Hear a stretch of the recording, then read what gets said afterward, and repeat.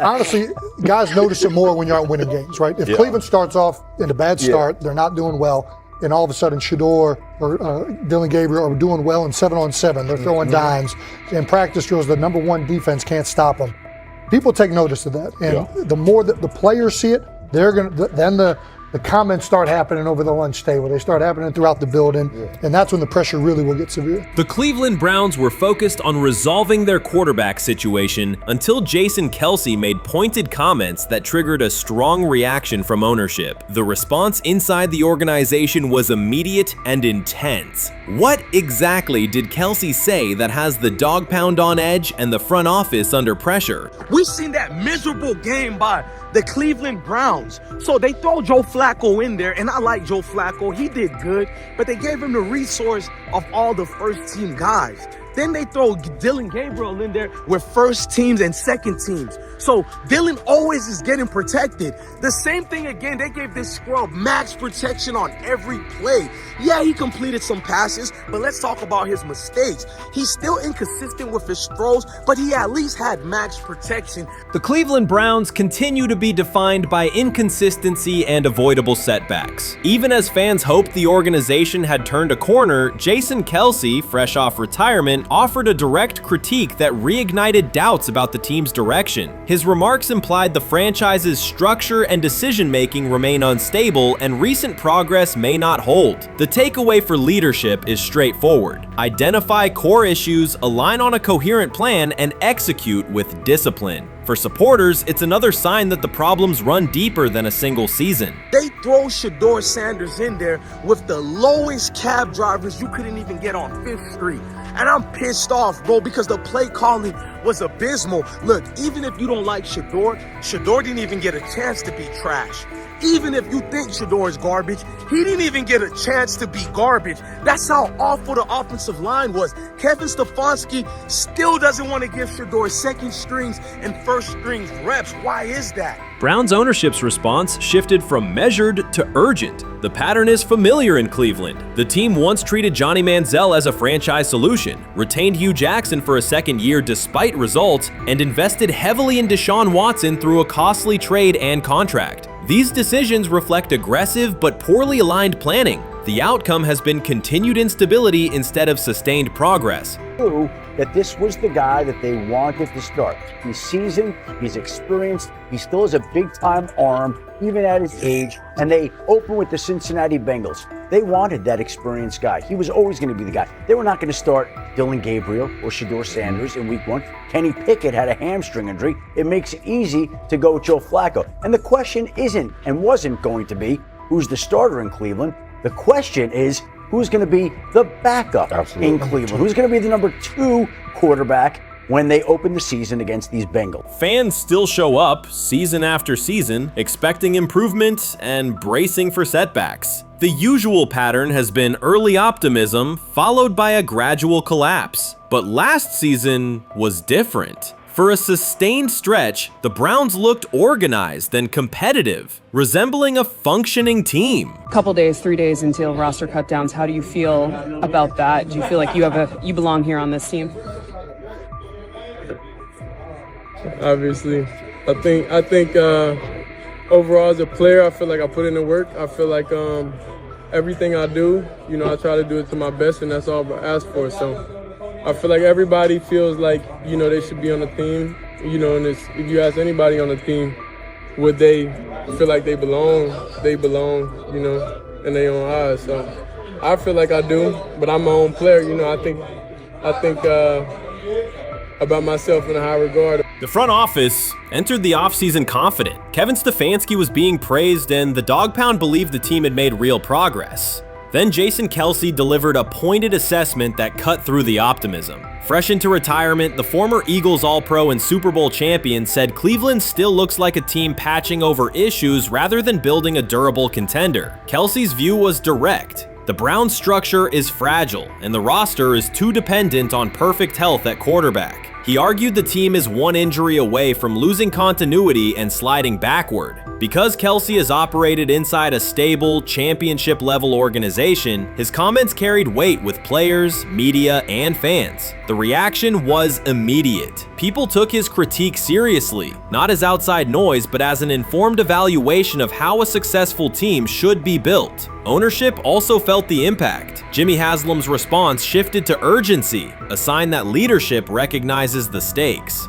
The criticism arrives in the context of prior high-risk decisions, especially the fully guaranteed $230 million commitment tied to Deshaun Watson. Watson has missed time and shown inconsistency when available, and the contract has constrained flexibility. Kelsey's remarks highlight why depth, alignment between the front office and coaching staff, and a clear contingency plan at quarterback are non-negotiable. The takeaway is straightforward. Cleveland must convert last season's progress into a stable framework, protect the quarterback, deepen critical positions, and establish a plan that survives injuries and short-term setbacks. Without that, the games that fueled optimism will remain temporary.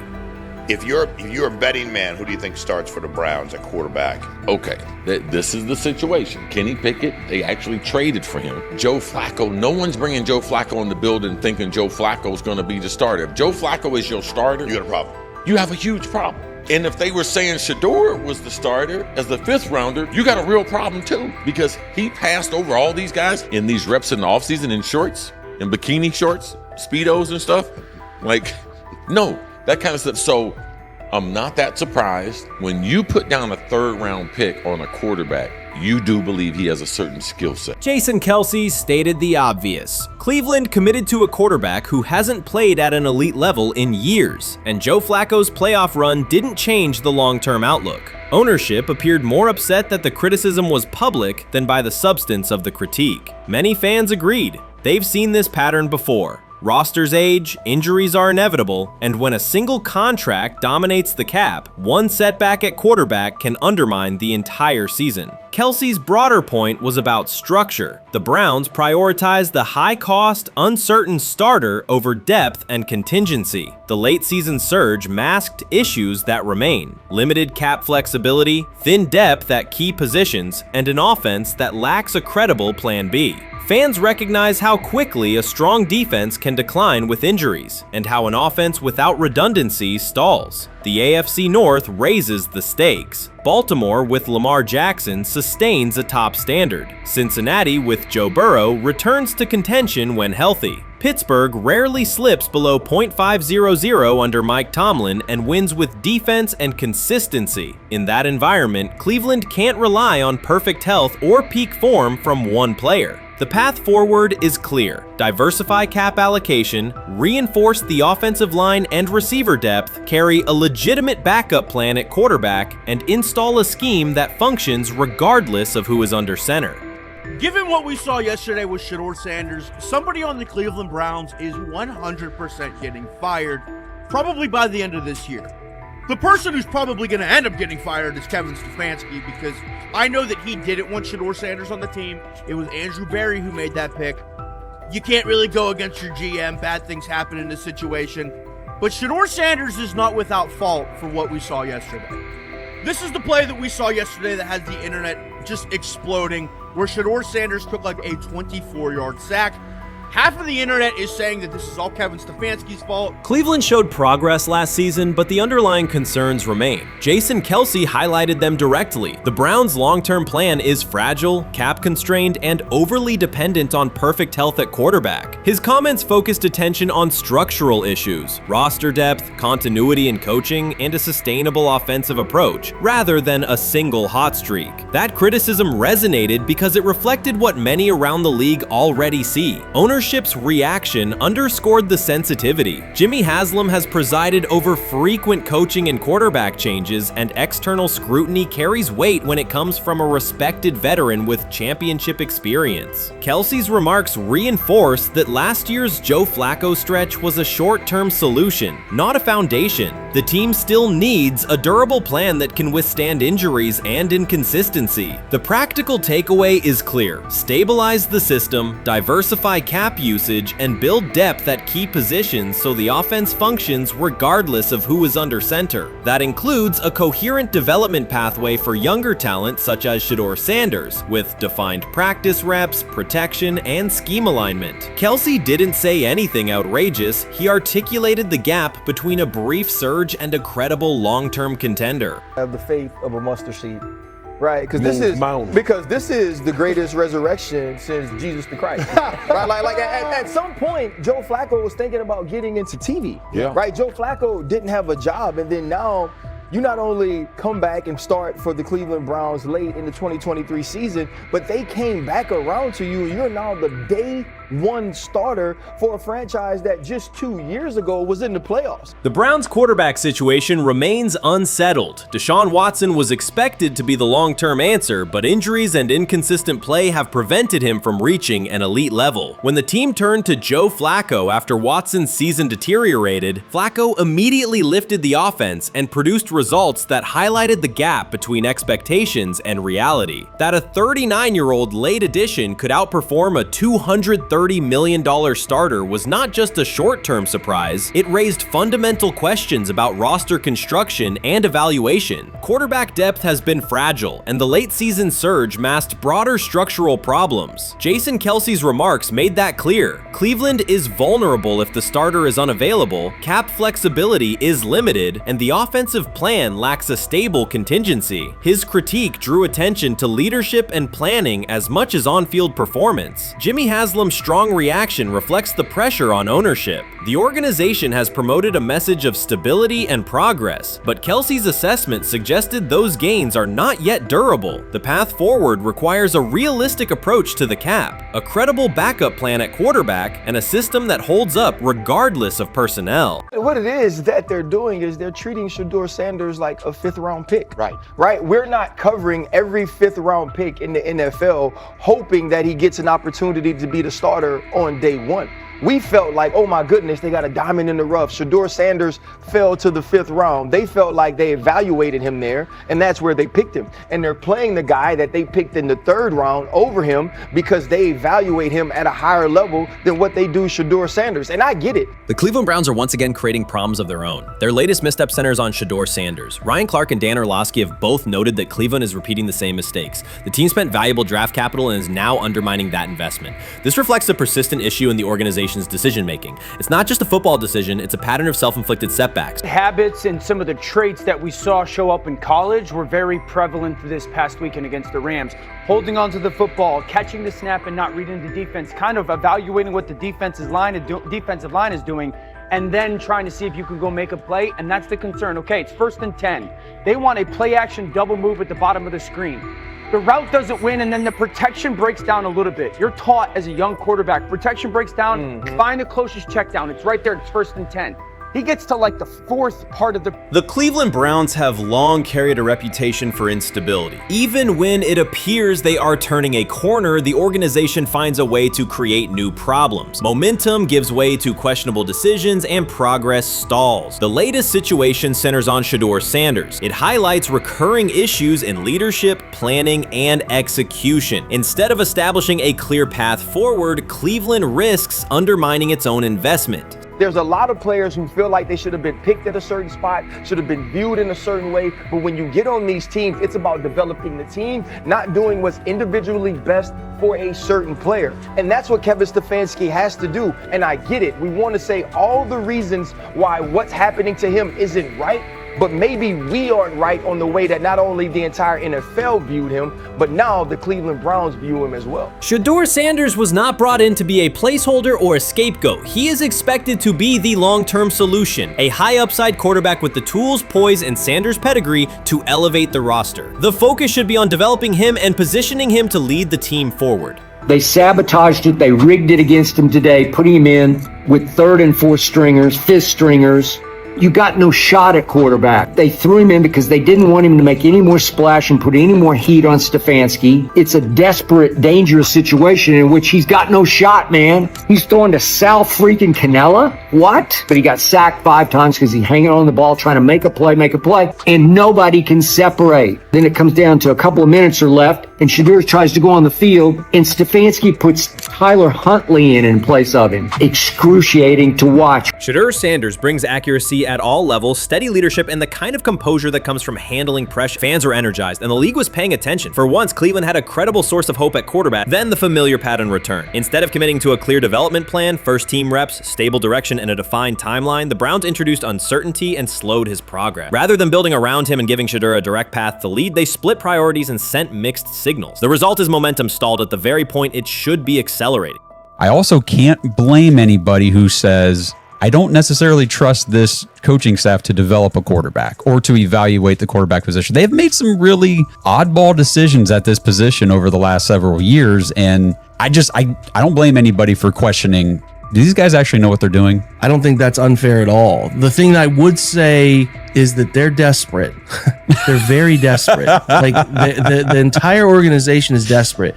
And if you really think they're going back to the coaches' offices and all getting around the table after session. This wasn't about scheme or play design. It was a pattern of mismanaging a young quarterback. From the start, the signs were clear. Shedeur Sanders arrived at camp without priority first-team reps or the confidence-building snaps a rookie need. Instead of a defined development plan, he was asked to compete from behind, treated like a depth option rather than a long-term starter. The message was, earn it later rather than build it now. When game action came, he was put on the field with limited preparation. Protection was inconsistent, and the play calling did little to ease his transition, more a stress test than a structured debut. The approach emphasized survival over progression, creating conditions where mistakes were likely and growth was harder to achieve. Analysts Ryan Clark and Dan Orlovsky highlighted the same points. The issues reflected organizational choices, not a shortfall in Sanders' ability. This was not a rookie collapsing under pressure. It was a franchise failing to provide the support, reps, and clarity required for a first-year quarterback to succeed. Shedeur moves slowly, kind of trying to see what's going on,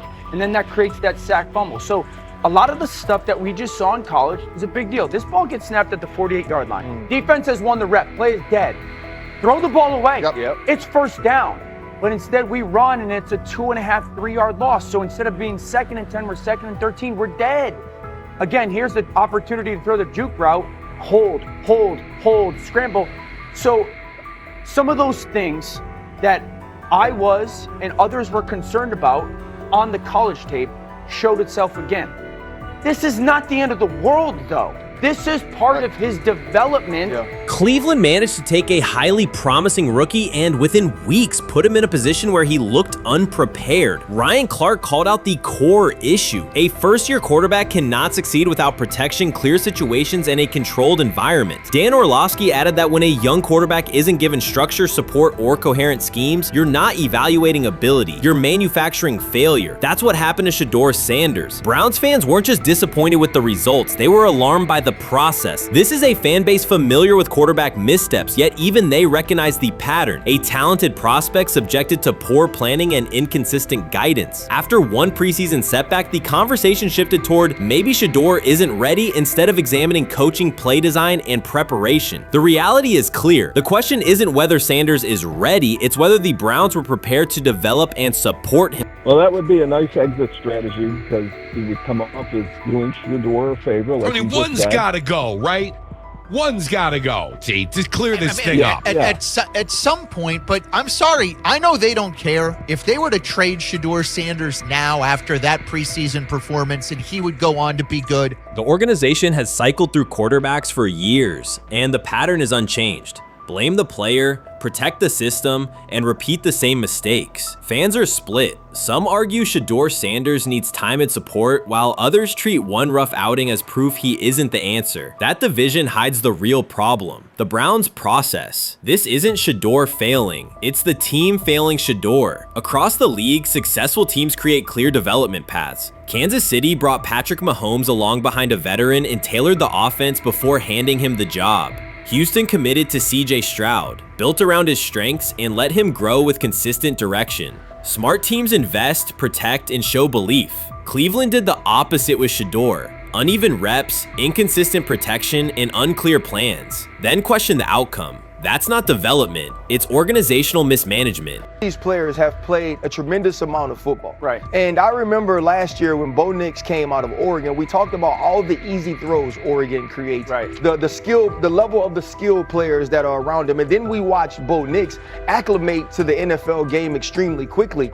I see a lot of those same traits in Dillon Gabriel. He gets the football out of his hands. He takes the throw that's available to him. He plays on time. And part of whether or not you get an opportunity to get on the field is the people that you're competing against. And I don't mean this in any disrespectful way to Shadure, because I'm not only a fan, it's somebody I want to see succeed. The Browns will likely present this as part of a deliberate development plan, tough standards, resilience building, and testing a rookie under pressure.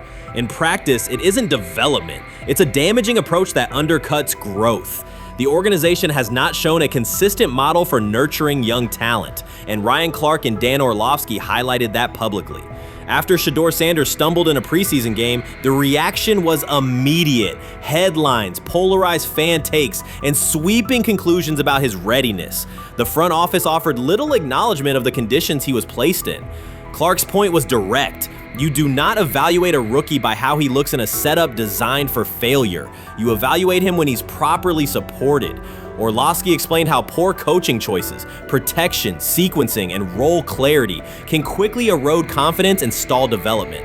The issue was not Sanders' ability, it was Cleveland's process, which appeared disorganized and unprofessional for an NFL operation. The rumors have ended, the decision is public. Cleveland Browns owner Jimmy Hasslam has informed every level of the organization that unless an unforeseen injury intervenes, Shedeur Sanders will start at quarterback in week 1. The announcement is not an informal suggestion or a quiet push in the background, it is a direct order. Multiple independent reports, amplified most visibly by Colin Cowherd, confirm that Hasslam delivered the directive himself. From the owner's viewpoint, the logic is simple. No one else on the roster offers the same combination of talent, leadership, and long-term upside. Joe Flacco is approaching the twilight of his career. Kenny Pickett has shown flashes but remains inconsistent. Dillon Gabriel, taken in the 3rd round, is a developmental project. By contrast, Hasslam believes Sanders can alter the franchise's trajectory immediately, and he refuses to allow internal hesitation to stall that possibility. The standoff traces back to April. General manager Andrew Barry and head coach Kevin Stefanski entered the draft wanting a low-profile prospect who would fit quietly into the existing depth chart. They prioritized scheme familiarity, modest public attention,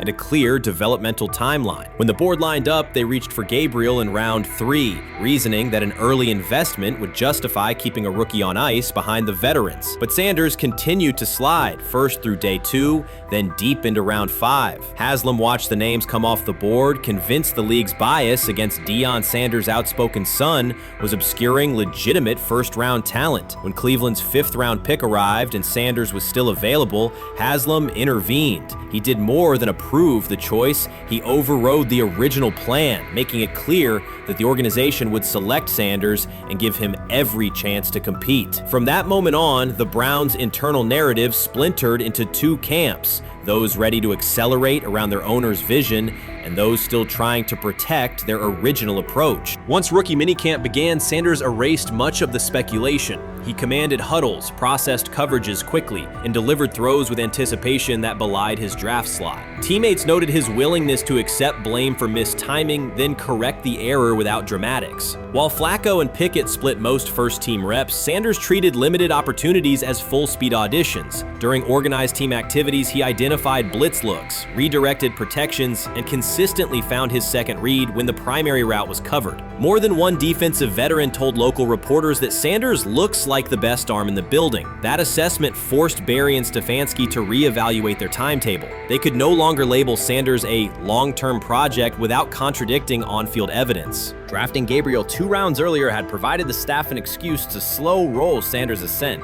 Coaches could point to investment cost, meeting room familiarity, and installation comfort to justify Gabriel's snap share. Yet each practice rep in which Sanders outperformed the 3rd rounder weakened that shield. Behind closed doors, position coaches began requesting more Sanders film for cut-ups, and offensive assistants quietly shifted meeting questions toward concepts the rookie already executed well. By mid-June, Barry himself started describing Sanders not as a developmental asset, but as a competitive option. Those subtle linguistic changes signal the front office's recognition that the narrative had moved beyond their control. Haslam's history with quarterbacks is well documented. His pushes for Johnny Manzel, Baker Mayfield, and Deshaun Watson were high visibility swings, each driven in part by a desire to generate excitement as well as wins. Critics highlight those choices to question his evaluation track record, yet Hasslam perceives Sanders differently. Where Manzel carried off-field concerns, Sanders brings a reputation for professionalism. Where Mayfield's leadership style divided veterans, Sanders' approach has united receivers and linemen. Where Watson's trade involved unprecedented controversy, Sanders arrived at minimal draft cost. Hasslam sees a rare chance to capture star potential without mortgaging the future, and he is unwilling to cede that upside to cautious pacing. Cleveland's supporters, weary of revolving door quarterbacks, have rallied around Sanders with unexpected speed. Sales of customized Sanders number 2 jerseys surged within days of rookie minicamp. Training camp ticket requests spiked once local media circulated videos of Sanders making NFL-caliber anticipation throws during 7-on-7 periods. The mood in Northeast Ohio has changed from tentative hope to active belief. Longtime season ticket holders who once shrugged at preseason storylines now debate Sanders' footwork at neighborhood barbecues. Social media engagement for Brown's content has climbed, driven by highlight compilations of the rookie threading seam passes between linebackers and safeties. All of this places Kevin Stefanski in a fragile position. If he opens week 1 with a veteran starter and the offense sputters, criticism will be swift. Each stalled drive will be interpreted as evidence that he ignored the owner's edict and the fan base's intuition. Conversely, if he names Sanders the starter solely under pressure, any early struggles could be framed as proof that Sanders was rushed, further exposing Stefanski to blame. The only sustainable solution is conviction. Either stand behind a veteran with clear strategic reasoning or embrace Sanders fully and structure the offense around his strengths. Splitting the difference, rotating series, delaying first-team reps, or using vague competition language will satisfy no one and likely jeopardize locker room clarity. Sanders' personal approach has reinforced Hasslam's confidence. Instead of taking post-draft downtime, he traveled to Texas to train in full Browns gear at facilities near his father's home. The leaked clip of Sanders executing footwork drills in helmet and pads wasn't a marketing ploy. It was a glimpse into a quarterback visualizing Week 1 live. Team personnel who viewed the footage recognized purposeful rehearsal, cadence calls, pocket movement against simulated pressure, and follow-through adjustments based on imagined rush lanes. Observers asked why a rookie would conduct such intense solo sessions in May. The answer is straightforward. Sanders does not view himself as a developmental pick. He considers himself the starting quarterback of the Cleveland Browns and prepares accordingly. On pure ability, Sanders' arm strength ranks with the league average for starters. His accuracy to the intermediate middle, an area where the Browns' current scheme generates high leverage completions, has drawn consistent praise from receivers. The primary areas still under review are blitz recognition and live bullets and timing on deep outbreaking routes versus press coverage. Those developmental checkpoints are significant, yet daily practice reps show acceleration. In contrast, Flacco's mobility limits the boot action game that Stefanski installed to help Mayfield early in his tenure. Pickett can extend plays, but struggles to attack tight windows between linebackers and safeties, an essential requirement in Cleveland schematics. Gabriel remains an unknown at NFL speed. Thus, the competitive landscape favors Sanders sooner than the coaching staff originally planned. The franchise now stands at an inflection point. Haslam's mandate, the locker room's growing support, and the fan base's enthusiasm all tilt towards Sanders. The front office's earlier strategy, anchored in patience and quiet development, is increasingly untenable. Barry's shift in messaging indicates grudging alignment, but final authority over the depth chart rests with the coaching staff, unless ownership directly intervenes on game day decisions. A move rare but not unprecedented in the NFL. Should Stefanski align with the owner and name Sanders the starter before preseason concludes, he can claim proactive vision and tailor the offense through training camp. Should he resist and open with a veteran who falters, he risks rapid loss of credibility and possibly his position. Either path carries pressure, but only one aligns with the momentum sweeping through the building. For 2 decades, the Browns have cycled quarterbacks without securing a stable star. Each new hope, whether draft pick or trade acquisition, has collapsed under injuries, inconsistency, or organizational disarray. The possibility that Sanders could finally anchor the position is not merely a football storyline. It is a potential cultural reset for a fan base defined by resilience. Haslam's insistence reflects that awareness. Cleveland needs a leader who can win on Sundays and project confidence every other day of the week. Sanders has shown he can shoulder expectations without retreating from scrutiny. That trait, more than arm talent alone, is why the owner views him as indispensable. Voluntary workouts transition to mandatory minicamp next week. If Sanders receives a substantial share of first-team snaps, observers will interpret it as the staff's acknowledgement that the competition is tilting decisively. A public declaration may not follow immediately, but every rep allocation is a signal. If, however, the staff continues funneling most top unit snaps to Flacco or Pickett, tension will escalate. Local media will question the evaluation process. National analysts will debate the merits of letting a rookie learn through live action versus controlled practice. Inside the facility, players will recognize any disconnect between performance and opportunity, and unity could fray. The Browns have reached a decisive moment. Shedeur Sanders has demonstrated the skill, poise, and work ethic to justify starting in week 1. Jimmy Hasslam has publicly positioned him as the future, and by implication the present of the franchise. Kevin Stefanski and Andrew Berry must either endorse that vision or brace for the consequences of delaying it. For Cleveland fans, the significance is clear. A legitimate chance to exit the cycle of quarterback uncertainty and rally behind a signal caller capable of commanding the field and galvanizing the city. Whether that opportunity is seized promptly or postponed will define the Browns' 2025 season and likely the tenure of the decision makers involved. You made an interesting point. So I tend to have the drip, drip, drip. This was my Johnny Manzel theory, is that everybody makes mistakes, especially when you're young. But if I see 2, 3, 4, 5, then you've got a plumbing issue. It's not just you didn't close the faucet. So there's about 6 pieces of video in college where Shadure was a little bit of a brat, whatever. Then there's the legendary cringy draft room. Didn't love that as a B prospect. Then there's back-to-back speeding tickets, both over 90, and a missed arraignment.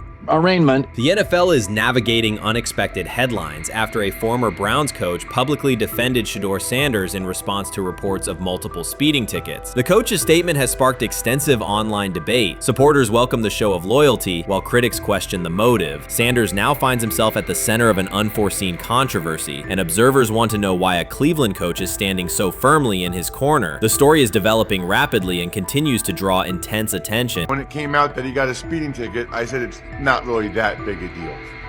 I feel very differently about it now. Over 40 miles an hour over the speed limit, less than 2 weeks after you just got a ticket.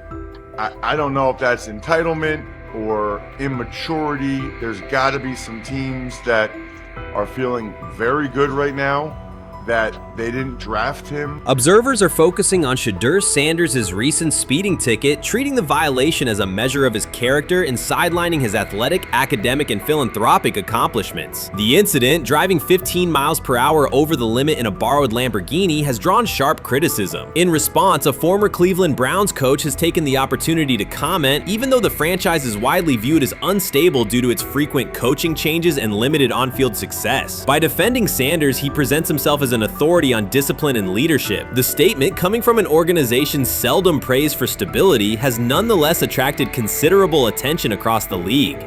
You want to defend him a little bit. I thought this was an interesting take. Yeah, I thought it was really interesting that you said you were out because of the speeding tickets. To me, that's such a minor thing. You were so high on him in terms of his completion percentage in OTAs, and I thought that was a little aggressive on your part. But with the speeding tickets, I got a speeding ticket the first night of the draft, my first year there. I thought maybe I'd get the benefit of the doubt, but they gave it to me anyways.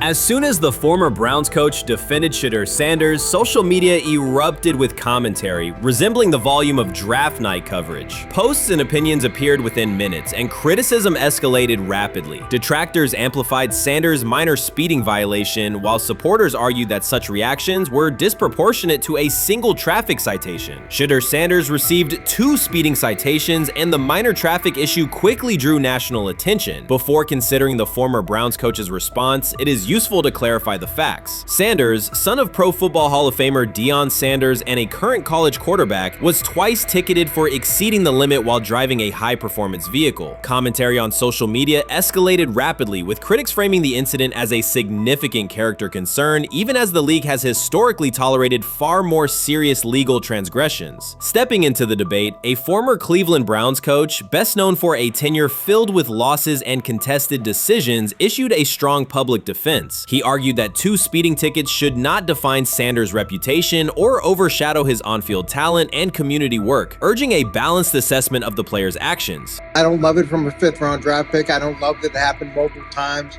But I do think that this is the first time he's been away from his dad. And, you know, there's going to be some growing pains. Now, would I sell my stock on it like you are? Not because of a couple speeding tickets, especially in light of the problems that Brown's quarterback room has had to deal with legally in the last few years. I mean, this is nothing. The debate quickly shifted from 2 speeding citations to broader claims about integrity, growth, and leadership. The former Browns coach framed the infractions as moments for personal development and urged observers to view them in context. Critics responded forcefully. Some called for disciplinary action, others questioned Deion Sanders' parenting, and a few sought to discredit the coach himself, despite his professional record already being widely analyzed across the league. The reaction underscores an apparent inconsistency in public standards. Fans often overlook on-field confrontations, heated sideline arguments, and other significant controversies, yet they treated Sanders' as routine traffic offenses, speeding without evidence of reckless endangerment, as indicators of serious character flaws. If such minor violations were adopted as the primary measure of morality in professional football, many players would face similar criticism. Sports media amplified the story almost immediately. Television panels dissected Shedeur Sanders' decision-making, treating 2 speeding tickets as indicators of deeper character concerns. Networks aired detailed segments under banners such as red flags and road rage, repeatedly questioning whether the citations might affect his draft evaluation. Although Sanders is already regarded as a first-round prospect, analysts emphasize that NFL teams value discipline and legal awareness when forming final assessments. Many commentators overlook the fact that other high-profile players have faced more serious offenses without similar scrutiny. Throughout the coverage, the former Browns coach defended Sanders, portraying him as a talented quarterback subjected to disproportionate criticism in a culture that expects near-perfect conduct. His argument was thorough and methodical, asserting that the traffic violation should not overshadow Sanders' skills, work ethic, or future potential. Commentators point out that the coach's intervention was not entirely selfless. He recognized the publicity potential. One day he was an overlooked figure from a struggling Browns era, the next he was a trending name across sports media. The discussion quickly expanded beyond Sanders' speeding citations to questions of image management and narrative control. Critics demanded disciplinary measures, public apologies, team sanctions, and formal statements, yet their objections seemed directed less at the traffic infractions themselves and more at Sanders' high profile, confidence, and resistance to traditional expectations. In practical terms, Sanders' brand remains intact. The coach secures renewed relevance, and the episode supplies another headline in the ongoing story of modern football. The next time Sanders is seen in a high-performance car, the debate will likely reignite, focused not on speed limits, but on the broader culture of the league. Meanwhile, new voices continue to join the conversation. Broadcaster Colin Cowherd has already weighed in, offering his own reassessment of the incident and its broader implications. Breaking news, Shedeur Sanders last night was pulled over going 100 miles per hour. All right, he clocked 101, 41 miles an hour over the speed limit in Cleveland. He will have the opportunity to fight the ticket in court. Now, I'm not exactly sure where he was pulled over, whether or not that it was in Ohio or whether or not that it was in his home state. But typically when you're going 40 over, that's flirting with the line of reckless driving. Folks, I gotta tell you, I don't understand what it is with these young men driving at absurd speed. Colin Cowherd's view of Shedeur Sanders shifted abruptly. Days after praising the quarterback's poise and skill, he appeared on air to declare that Sanders is overhyped, unfocused, and distracted by celebrity. The reversal was immediate, without any gradual reconsideration. Cowherd now frames Sanders' 2 speeding tickets as evidence of poor judgment, even though he has defended other quarterbacks facing far more serious off-field issues. The sudden, wholesale withdrawal of support leaves viewers questioning the consistency of Cowherd's criteria and illustrates how quickly media narratives can change when minor incidents receive outsized attention. This is okay. nothing. Okay. How much of this is, I mean, Jimmy Hasslam has his hands all over Manzel, has his hands all over Deshaun Watson, admitted it, man enough to admit it. I saw the reaction in the draft room when they took Shedeur Sanders. Pretty obvious it wasn't the coach and the GM's pick. How much is this team has 8 last place finishes in 13 years owning it. How much of this is we don't have a very good owner here like Washington, D.C. and the Commanders? Yeah, I didn't love the owner stepping in and saying, hey, you got to take this guy in the 5th round.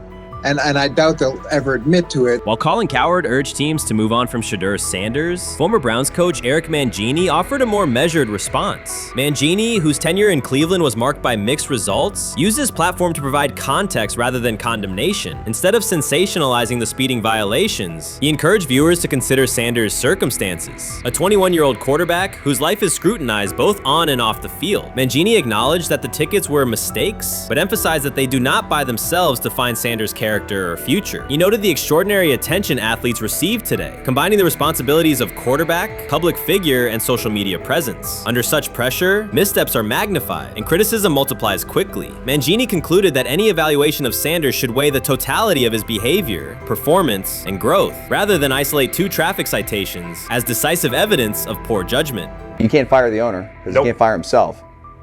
Yeah, someone's head's going to roll, unfortunately, in this situation, and it's probably Stefanski and Barry. I saw on The Athletic. I don't think that's fair, by the way. Stefanski, that part.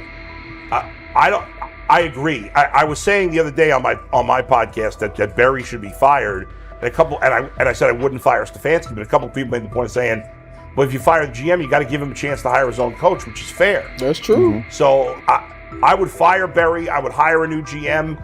If that GM thinks Kevin Stefanski's a good coach, wants to stick with him. The situation in Cleveland has escalated with the NFL. Sources indicate GM Andrew Barry is prepared to move on from head coach Kevin Stefanski if he refuses to elevate Shedeur Sanders. The Browns are weighing a major quarterback change. Leadership appears to be aligning behind Sanders and pushing for immediate action. This is a high-stakes decision about control and the team's direction. I think it's unfair for me to comment in I guess, maybe on behalf of the industry. All I can say is this, the time that we spent with Shedeur, and what he's done throughout his college career is impressive. He's an impressive young man.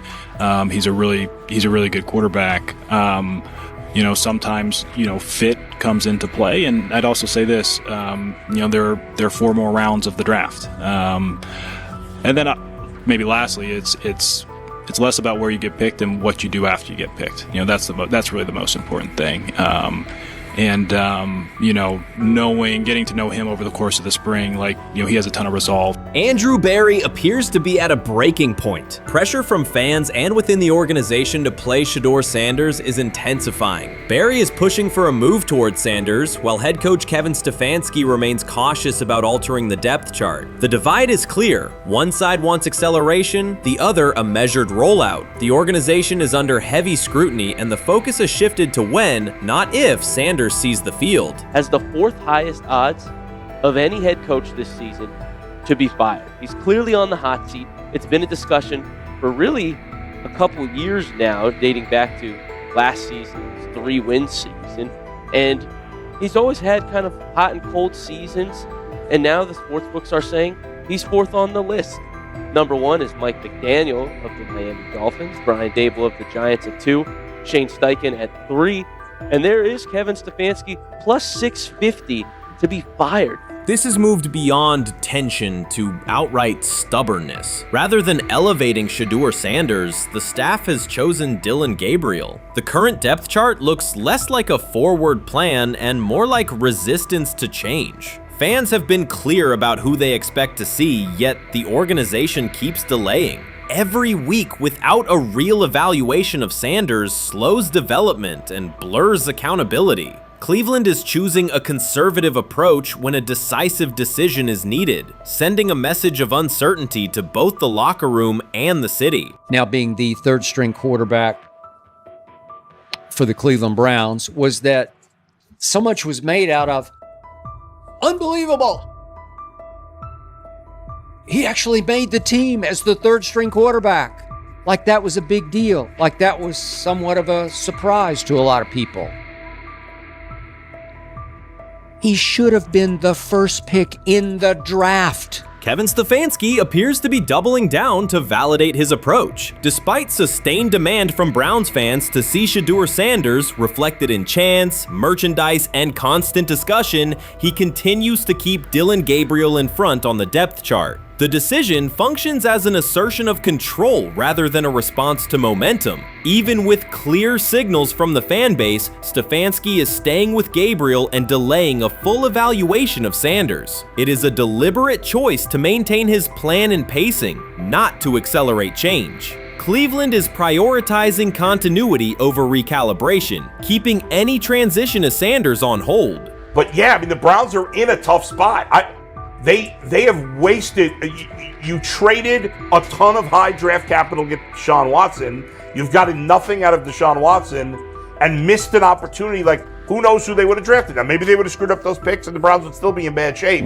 Andrew Berry is likely frustrated watching Dillon Gabriel default to conservative throws while the offense stalls. From a football perspective, this appears to be the hill Kevin Stefanski is choosing to stand on. Keeping Gabriel ahead of Shedeur Sanders has limited the unit's explosiveness and prevented a full evaluation of a higher ceiling option. Drives end quickly, field position flips, and momentum is lost while Sanders remains on the sideline. Fan patience is wearing thin. Each ineffective series intensifies criticism and shifts scrutiny toward the coaching staff's criteria for the depth chart. With every additional snap for Gabriel, the decision reads less like an open competition and more like rigid adherence to a plan that isn't producing results. The optics are clear. A dynamic quarterback sits while a cautious approach keeps the offense in neutral. If this continues, accountability questions will grow inside and outside the building. What performance benchmarks keep Gabriel ahead of Sanders? When will Sanders receive first-team reps in live situations to allow a fair comparison? The front office must decide whether to preserve continuity or pivot toward a timely assessment of Sanders. The longer the current approach stays in place, the more it signals stubbornness rather than adaptation, and the more pressure mounts to realign the plan with on-field output. I honestly see it happening if the Browns lose a bunch of games. Like if they get 5 wins or less, I see the report coming out now that Stefanski will be fired. I don't want it to happen. I want the Browns to be good, win a bunch of games. I think that they're going to be a team that is slept on and can at least get 7 wins, which is why if they don't, I see Stefanski getting all the blame for that, and there'll be a new coach in Cleveland. Because their players, to me, are there once again. We've talked about the incredible rookie class. The approach in Cleveland lacks consistency. One week, Andrew Berry signals he wants Shedeur Sanders on the field. The next, Dillon Gabriel gets the reps and the plan stays conservative. Through it all, Kevin Stefanski shows limited urgency despite pressure on his job security. Fans are asking for an offense that can push the ball, change field position, and produce points. Instead, the unit leans on short throws and cautious sequencing. Gabriel's play keeps the ceiling low and momentum static, while a full evaluation of Sanders is postponed. The result is growing frustration and a clear disconnect between the front office, coaching staff, and expectations in the stadium. The NFL tried to teach him and his father a lesson. You don't act like that. You don't talk like that before a draft. We'll show you how our game is played. We will watch you plummet all the way. I think he would have gone undrafted except for that owner in Cleveland. And he is the key to everything because he is something of an against the grain maverick owner. He's kind of a wannabe Jerry. Fan speculation is growing. Some believe Kevin Stefanski lacks confidence in Shedeur Sanders. Others think he's prioritizing Dillon Gabriel for reasons unrelated to performance. A more extreme view claims Stefanski is manipulating outcomes to secure a buyout. Whatever the motive, the risk is clear. This approach is straining his relationship with GM Andrew Berry and alienating the fan base. Pressure is rising, Berry's patience is running out, and supporters have shifted from requests to demands. If the current plan continues, calls for a change in quarterback and accountability will intensify. You first, when you take a look at both of these QBs, who had the most impressive start so far in the preseason? Well, to me, it was Shadure. I didn't see any interceptions when he was out there. You see anything like that? I mean, don't get me wrong. I don't think Dillon Gabriel did a bad job. I was impressed with the brother. but I'm going to go with Shadure. You know, the pressure was on him. The spotlight was on him. Stephen A. Smith didn't just call out Dillon Gabriel. He held him accountable and made him rethink his comments. The moment Dillon Gabriel spoke and went after Shedeur Sanders, it wasn't a minor slip. He crossed the line and stepped directly into Stephen A. Smith's wheelhouse. And Smith answered with a clear, direct response that left no room for misinterpretation. The comparisons were emanating from the media more so than anybody else. And that's what I think, that's exactly who I think he was directing his comments towards. Having said that, Dillon Gabriel, respectfully, it was stupid. A very dumb comment to make. First of all, let me tell you something right now. In every walk of life, far beyond the parameters of a football field. This wasn't casual sports commentary, it was a decisive critique. Dillon Gabriel's comments were taken apart by Stephen A. Smith with clear, direct points. Gabriel, a quarterback with solid stats but limited top-level achievements, chose to take a public shot at Shedeur Sanders. Shedeur, who has handled sustained media scrutiny and on-field expectations, became the target of an unnecessary criticism. Smith responded by challenging Gabriel's standing to make that claim, and by defending Sanders on the facts. The outcome was clear. Gabriel overreached, and Sanders didn't deserve the hit. Dan Orlovsky would sit up here in comparison to Shedeur Sanders, who did no such thing, and say, hey, thought he looked better. I got to give him the edge here. I thought it wasn't bad. A pick six and a fumble, and we can get over fumbles. Have you heard anybody say that? I know it's possible. Have you ever heard anybody say, get over? Stephen A. Smith responded immediately. As soon as Dillon Gabriel made his comments about Shedeur Sanders, Smith delivered a clear, point-by-point critique that drew national attention across the NCAA media cycle. Dillon Gabriel has a reputation as a good quarterback, not a dominant one. He can post strong numbers against opponents like Tulsa, but his performance has been inconsistent when the stakes and competition rise to playoff level. Well, those who produce get treated differently than those who don't. What he said echoes the mentality of all of America practically, and most certainly the world, as we see things being globalized more and more every day. It was a stupid, idiotic, immature comment, because clearly you were feeling the heat because a lot of people was talking about how Shedeur should be QB. Dillon Gabriel is a capable quarterback, but not a standout. Even so, he chose to talk down to Shedeur Sanders, a quarterback who has navigated constant scrutiny and pressure and still represents the future of a program that was struggling before he arrived. The comparison was weak. The criticism was unnecessary. Stephen A. Smith recognized that and dismantled Gabriel's argument with a clear, direct response. How the Browns react to this, how the locker room reacts to this, how Shedeur reacts to this, because it was a clear shot at Shedeur. But let's say Dillon Gabriel's talking about the media. How could you be a brand new quarterback in the NFL and the first time you get behind a mic after your first game, you throw the media under the bus? That's arrogance. Stephen A. Smith excels in moments like this. When Dillon Gabriel made his remarks about Shedeur Sanders, Smith responded with a focused, direct critique. He questioned Gabriel's standing to make that claim, noting that Gabriel has transferred between programs and has not been a Heisman finalist. Without theatrics, Smith laid out why Gabriel's resume doesn't justify taking public shots at Sanders. Smith's point was clear. Targeting Shedeur Sanders, a quarterback central to his program's future and consistently under intense scrutiny, was misplaced. Gabriel's criticism lacked the substance to support it, and Smith methodically showed why. To him today on his 42nd. I want you to be meaner. Birthday. That's number one. Number two, after the game, the Browns head coach Kevin Stefanski said there was a mix-up in the routes and that players were in the area that they shouldn't have been. Look at Stephen A's face. Look at Stephen A's face.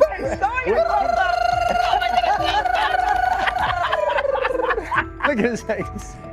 Stephen A. The strength of Stephen A. Smith's response was that he didn't just address Gabriel's remarks. He challenged the image around him. Dillon Gabriel often presents himself as an overlooked contender ready to surprise. But the reality is that his profile hasn't commanded broad attention. It's a clear reminder that not every opinion carries equal weight. In defending Shedeur Sanders, Stephen A. was direct and precise. Shedeur isn't just a quarterback. He is Deion Sanders' son, which subjects him to scrutiny far beyond anything Gabriel has faced. Even under that pressure, Shadure has maintained his composure, shown confidence, and delivered in key moments that helped revive a program many had written off. Rapidity, all of it. I thought it was a clear shot at Shadure due to the fact that his Oregon coach threw a shot at Coach Prime and Shadure during their meeting at Colorado last year. But you know what? The cream rises to the top. Let's see what happens this week. I see a lot of the media talking about they think it was about the media and not about Shadure.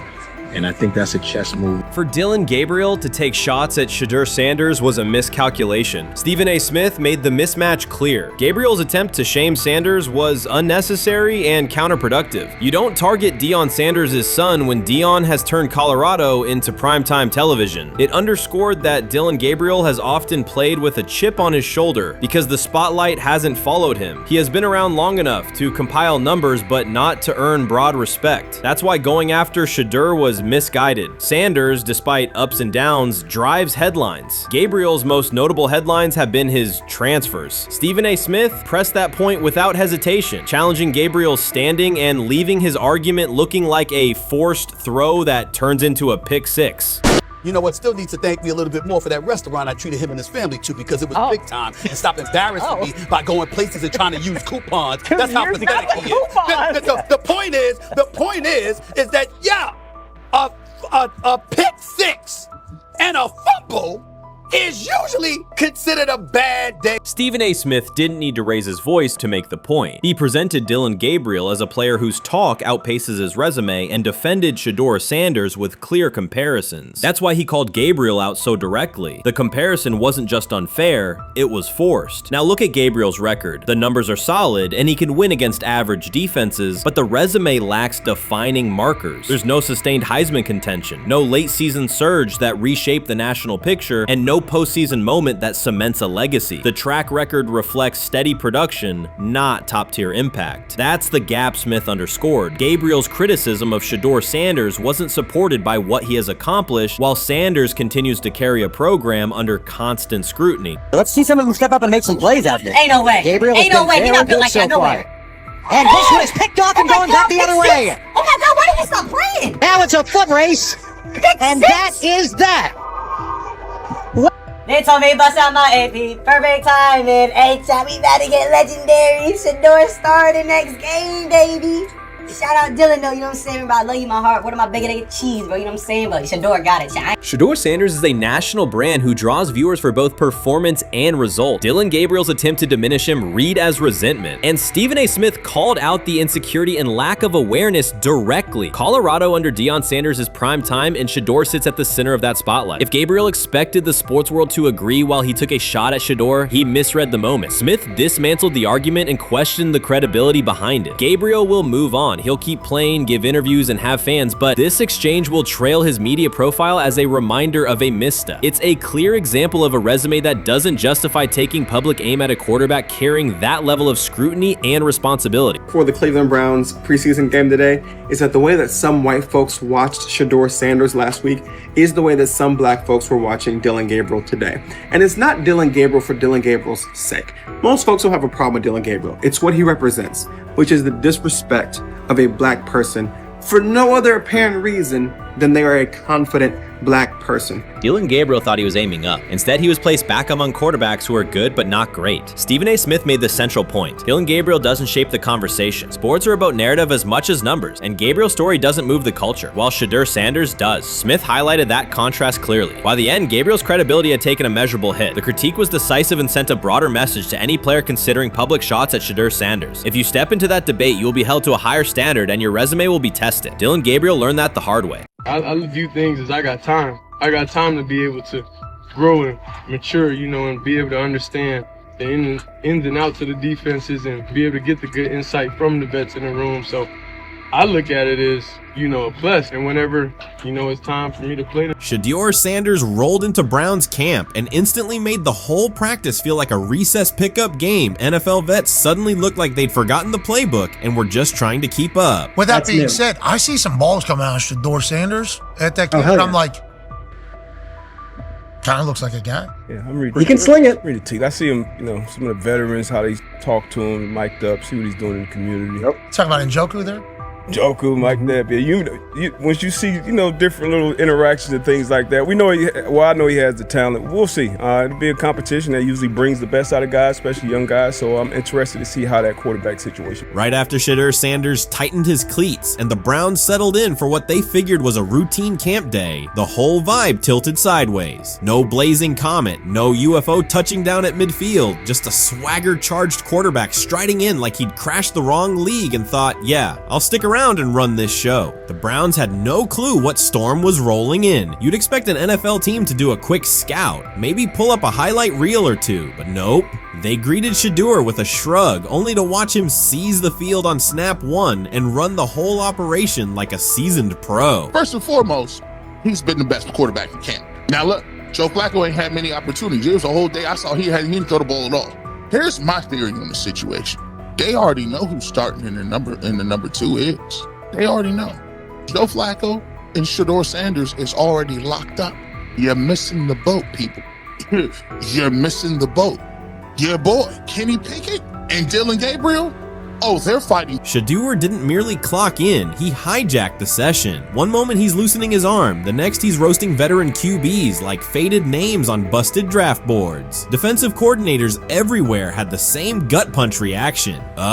His pocket poise, straight disrespectful. His timing, psychic, and every pass left his hand like it was laser guided to its mark. While Shedeur Sanders was slicing up routes, the Browns secondary looked less like an NFL backfield and more like a gaggle of dads sprinting through a Saturday fun run. Big on enthusiasm, short on closing speed. Coaches fought the urge to slam the emergency horn. Players traded wide-eyed, "Are we serious?" stares, and someone even double-checked that a hidden camera crew wasn't about to pop out of the tunnel. But nope, this was pure Shedeur. Half cold-blooded surgeon, half highlight factory. He wasn't dropping a casual "I'm here," he was crafting a masterclass. From the first rep, the tempo changed. Shedeur Sanders accepted the snap with steady footwork, diagnosed the Browns' single high shell, and delivered a tight window seam route that forced the free safety to recover late. Throughout the period, he manipulated leverage with quick shoulder fakes, moved through full field progressions, and released on time from a balanced base, consistently putting the ball on his receiver's upfield shoulder. Cleveland's coverage struggled on multiple fronts. Safeties hesitated between deep half responsibilities and underneath support, creating voids at 15 to 20 yards. Cornerbacks and off-man were caught in trail position when Sanders used rhythm throws on 3-step drops, while those who tried press technique had their inside hand neutralized by his receivers' outside releases. Linebackers widened to match shallow crossers, leaving the middle hook unguarded for pivot routes and option digs. One corner attempted a line of scrimmage jam. Sanders immediately adjusted the route to a back shoulder fade, releasing the ball before the break and rendering the press ineffective. Over the session, he showcased pocket discipline, reclimbing to maintain throwing lanes rather than drifting, and finished with a series of anticipatory throws against cover 2 cloud, fitting vertical outs between the flat and deep half defenders. Sanders' combination of rapid post-snap processing, precise ball placement, and pocket efficiency exposed coverage mismatches at every level and highlighted communication gaps in the Browns secondary. By mid-session, the Browns defensive staff clearly recognized their calls were outmatched. Every adjustment, a roll to cover 6, a simulated pressure, a late rotate to 2 high, was neutralized once Shedeur Sanders confirmed the post-snap picture. Routes that had taken weeks to script were beaten by timing and location. Comeback set at 12 yards broke open before the corner's transition. Slot seam outs dotted the void between the flat and deep half defender, and boundary receivers beat press with quick hand techniques, receiving retrieving the ball before the trail man could recover. Sanders' command was methodical. He used cadence to freeze plug blitzes, re-ID'd the mic when linebackers sugared the A-gaps, and maintained a firm base so he could reset and fire without resetting his feet. His receivers benefited from that rhythm. Top of the stem, eyes back. Ball delivered on their upfield shoulder, allowing immediate transition to YAC. The Browns front tried a late stunt to compress the pocket. Sanders climbed 2 steps, re-spotted the shallow crosser, and delivered in stride, turning a potential sack into a 20-yard gain. What stood out most was how little ramp-up Sanders needed. From his first series, he processed full field concepts at tempo, cycling through progression reads without hitching. The poise under interior pressure, consistency in ball placement, and ability to manipulate zone defenders left the Browns' coordinated disguise packages ineffective and forced them into static coverage by the end of the period.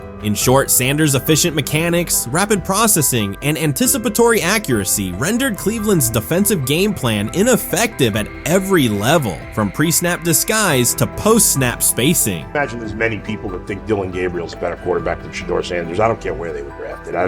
If the Browns are the one team that thinks that, then I'm going to suspect it's not true. They don't know what listen, they're I've doing. been on every quarterback evaluation for 30 years. Right. I never root against anybody. Yeah. But I'd be surprised if Dylan Gabriel's ever a legitimate starting quarterback for the Cleveland Browns. I'd be surprised. I just don't think.